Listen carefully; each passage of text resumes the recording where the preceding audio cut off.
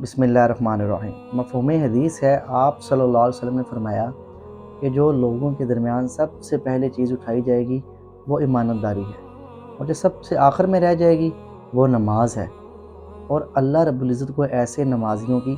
کوئی ضرورت نہیں ہے۔ یاد رکھیں، اگر آپ کے اندر امانت داری نہیں ہے نا، آپ ایماندار نہیں ہیں، تو پھر چاہے آپ جتنی مرضی نمازیں پڑھ لیں، جتنے مرضی روزے رکھ لیں، جتنے مرضی حج کر لیں،